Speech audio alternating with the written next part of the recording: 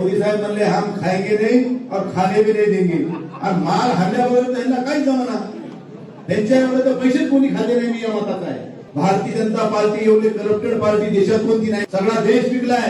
ते रंगा बिल्ला आहेत मोदी आणि शहा.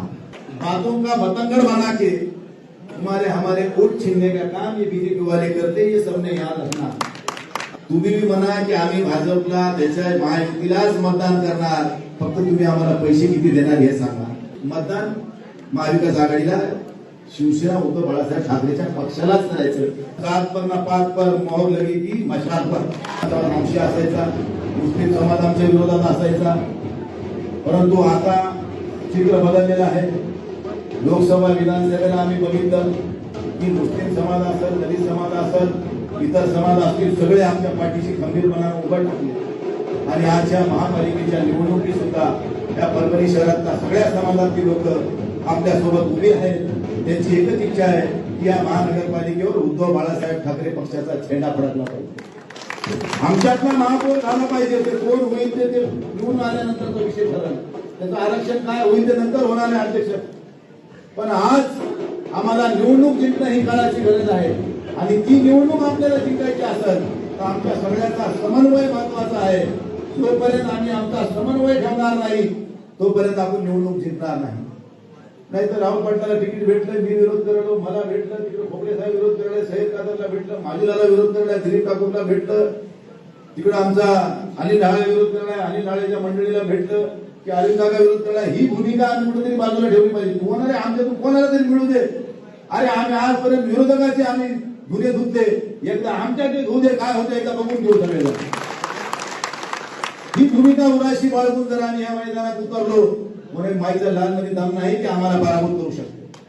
आमचे दुश्मन आम्हीच आहोत. जरा आमच्यातली दुश्मनी आम्ही जर कमी केली तर ह्या महापालिकेमध्ये आमची सत्ता आल्याशिवाय राहणार नाही. हे मी तुम्हाला काळ्या दगडावरची रेष आज देता येतो. म्हणून मित्रांनो, आम्ही तुमच्या सोबत तनमन धनानं आहोत. मुद्द्यावर येतो, मुद्द्यावर. असं विरोधक आम्हाला नेहमी भासवतात. मला सांगा, मी 3दा लोकसभेला निवडून आलो, आमदार साहेब 3दा विधानसभेला निवडून आलो. आम्ही जर एक दुसऱ्याला विरोध करीत बसलो असतो तर आम्ही तिघे बी आलो, दोघं बी आलो असतो का 3दा निवडून? एक तर मी त्यांचा बळी घेतला असता किंवा त्यांनी माझा बळी घेतला असता. आता आमचं काही जरी समजा थोडक्या वेळासाठी आम्ही समजू की विरोधकाच्या बोलण्यावर थोडा विश्वास ठेवू. आमचं पटलं नाही, पटत नाही, गृहीत धरा तुम्ही थोडा वेळ. पण तुम्हाला या ठिकाणी सर्वांच्या साक्षीनं मी या ठिकाणी बाबासाहेब आंबेडकर, छत्रपती शिवाजी महाराज सगळ्यांना स्मरून आपल्याला सांगतो की आमचं काही जरी असलं तर ते आमच्या पुरतं मर्यादित असायला मला हे जाहीर करतो. पण आजची निवडणूक ही सर्वसामान्य कार्यकर्त्याची आहे. ज्या कार्यकर्त्यांनी आम्हाला एवढ्या सन्मानाने या ठिकाणी या पदावर बसवलंय, त्या कार्यकर्त्याच्या निवडणुकीमध्ये आम्ही शेण खायचं काम करणार नाही हे तुम्हाला जाहीर. शेवटी तुमच्यामुळे आम्ही इथं उभे आहोत. तुम्ही आम्हाला आमदार खासदार केले.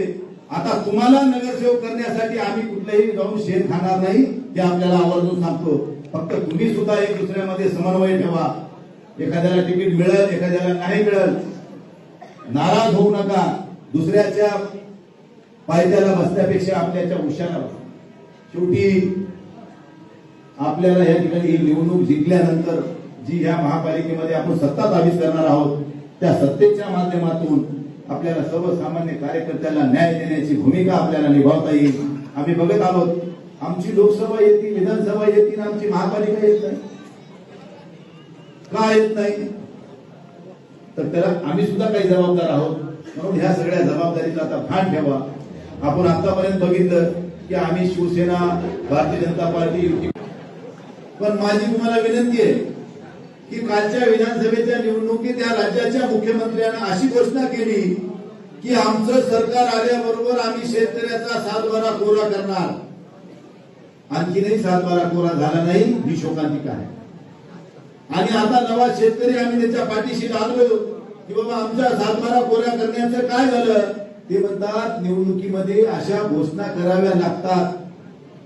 मग माझी तुम्हाला हात जोडून विनंती आहे, तुम्ही बी म्हणा की आम्ही भाजपला त्याच्या महायुतीलाच मतदान करणार, फक्त तुम्ही आम्हाला पैसे किती देणार हे सांगा. आणि त्यांचे पैसे घ्या. जसं त्यांनी जुमला आमच्या सोबत केला की आम्ही कर्जमाफी करतो म्हणून आम्हाला टाळलं, तसं आपण बी पैसे घ्यायचे, मतदान महाविकास आघाडीला शिवसेना उद्धव बाळासाहेब ठाकरेच्या पक्षालाच करायचं. बांधिलकी थोडीच आहे आपली.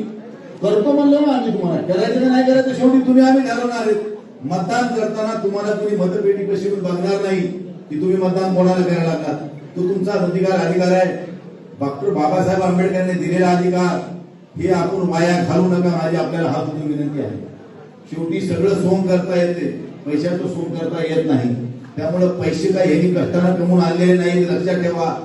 गेल्या 14-12 वर्षापासून बघतो आम्ही मोदी सरकार ज्या दिवशीपासून या सरकारमध्ये आहे, मोदी साहेबांची पूर्वातीला घोषणा एवढी लोकांना आवडली. मोदी साहेब म्हणले हम खाएंगे नहीं और खाने भी नहीं देंगे. आणि माल हल्ल्याबरोबर त्यांना काही जमना, त्यांच्या एवढे तर पैसेच कोणी खाल्ले नाही. मी या मताचा आहे. मी असं काही तुम्हाला भाषण करायचंय किंवा एखादं वक्तव्य करायचं म्हणून बोलत नाही. भारतीय जनता पार्टी एवढी करप्टेड पार्टी देशात कोणती नाही, मी या मताचा आहे. सगळा देश विकलाय. रेल्वे विकली, टेलिफोन विकले, विमान विकलं, काही विकायचं ठेवलं नाही. LIC सुद्धा विकली, जी नफ्यात असलेली LIC सुद्धा यांनी काही प्रमाणात विकली आहे. मग ज्या काँग्रेसनं त्याच्या राज्यामध्ये एवढ्या काळामध्ये जे कमवलं ते ह्यांनी कमवायच्या ऐवजी एवढी जीएसटीच्या नावाखाली पैसे वसूल करून सुद्धा त्या भारतातल्या मोठ्या मोठ्या संस्था यांना विकाव्या लागल्या. मग हे एवढा पैसा घातला कुठं? बरं, ते घातला कोणाच्या गळ्यात? अदानी अंबानी. ह्या दोन महाभागांनी अख्खा देश लुटलाय. पण ह्या दोन महाभागांनी नाही लुटला. ते दोन महाभाग कोणते आहेत? ते रंगाबिल्ला आहेत, मोदी आणि शहा. ह्या दोघांनी देश लुटला. ह्याच्या माध्यमातून आज जिथं काही उलाढाल होते, जिथं काही पैशाचा विषय येतो, नाव अदानी अंबानीचा असतात, पण त्याच्या मागे कोण आहेत? ते मोदी शहा आहेत. मी या जाहीर सांगतो. म्हणून सरकारने विचारलं की देशामध्ये अशा स्वरूपाचं वातावरण असताना जिंतूरमध्ये मुस्लिम समाजाचा नगरसेवक भाजपचा निवडून आला आणि भाजपच्या लोकांनी तिथल्या अध्यक्षाला मतदान केलं. आणि मी म्हणलं ह्या देशातला मुसलमान तो भारतीय आहे, तो जन्मला या भारतात, मरणार या भारतात आहे. त्यामुळे भारतीय जनता पार्टीला इथं मतं घेताना जिंतूरमध्ये गोड वाटलं. पण देशाच्या राजकारण करताना, राज्याचं राजकारण करताना रोज उठलं की झाला की मुसलमानाचं नाव, कुठे एखादी दुर्घटना घडली की मुसलमानाचं नाव, एखादी जाहीर सभा आली की तिथे योगी येते, बटेंगे तो कटेंगे, और कौन काटेगा किसको, है क्या धन तुम्हारे में काटने का किसको.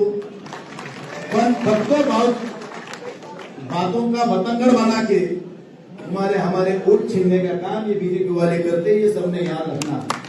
और मैं पूरे मुसलमानों से, दलित बांधवों से भी अपील करता हूँ कि इधर उधर आपका वोट जाना नहीं. सब लोगों ने अपना वोट मशाल की तरफ देना. जात पर न पात पर मोहर लगेगी मशाल पर. ये सगळ्यांना पुन्हा एकदा मी विनंती करतो की आपण मनात कुठलाही संकोच ठेवू नका. आपली महापालिका सत्तेमध्ये येणार, ही काळ्या दगडावरची रेग आहे. फक्त तुम्हाला माझी हात उठून विनंती आहे की सगळ्यांनी कोणाच्या भूतथापाला बळी पडू नका. काय काही ठिकाणी आता राष्ट्रवादीकडून काय उभं टाकायचं मुसलमान. आता तिकडं अजितदादा तिकडं रोज उठलं की त्या देवेंद्र फडणवीसच्या मोदीच्या माग, आणि इथले मुसलमान त्याच्या माग. ही काय भूमिका आहे? हे कुठे संग्राम जगताप रोज मुसलमानाच्या विरोधात बोलायले, ते पडळकर तिथं रोज मुसलमानाच्या विरोधात बोलायले, तरी इथल्या मुसलमानाला राष्ट्रवादीचा फोड काय आला हे शोभांतिक आहे.